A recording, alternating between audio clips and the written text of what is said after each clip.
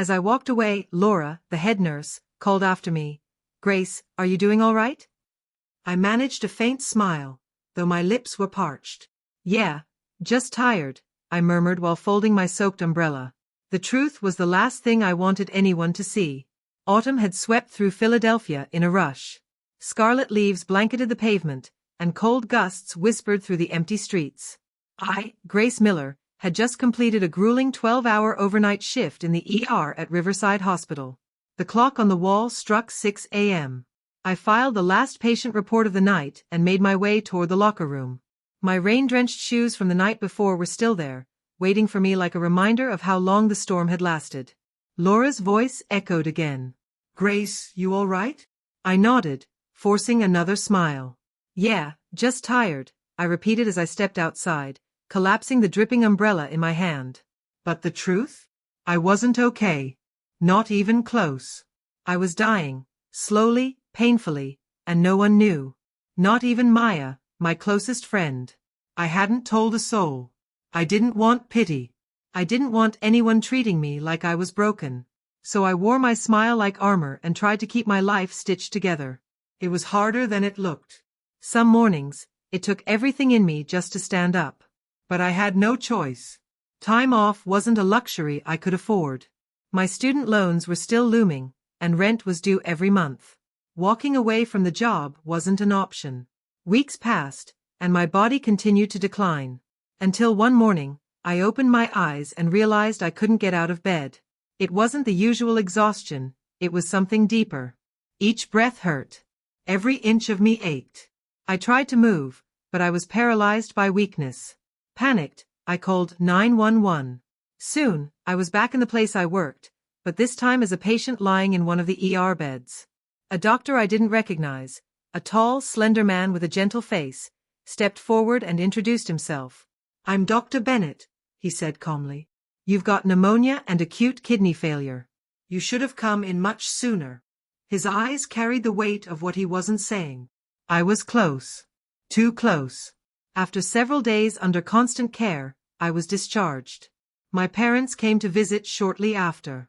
Relief flashed across their faces, but so did something else, something I couldn't quite name. Disappointment?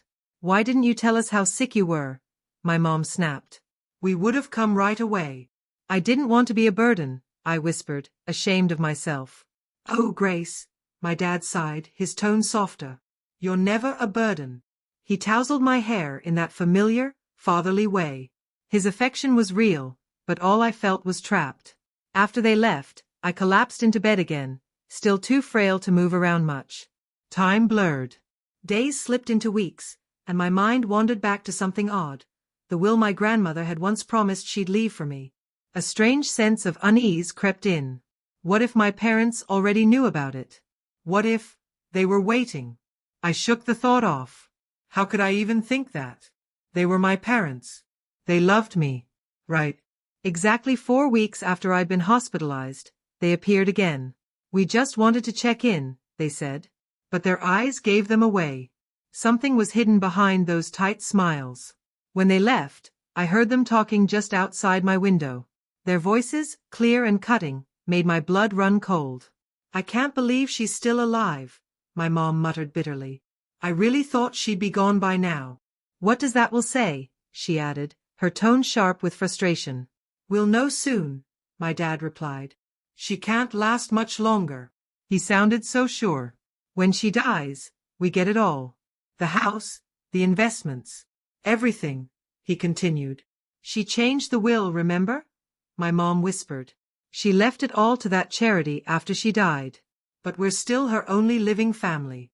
"Then it's ours now," he answered flatly. "That will's invalid. We'll take the estate, the stocks, all of it." I wanted to scream, to shout that I was awake, that I heard every venomous word. But my throat was raw, too damaged by weeks of silence. "She's too weak to understand what's happening," my mother hissed. "She won't remember a thing. And even if she did, she won't be able to stop us." Then they left. And they took everything. But not before I made them pay in the only way I could. As soon as they were gone, I forced myself upright and began to write. I wrote down every detail, what they took, what they said, what I owned. Everything I could remember. Then I folded the letter, sealed it in an envelope, addressed it to my lawyer, and waited. I was going to make sure they didn't get away with it.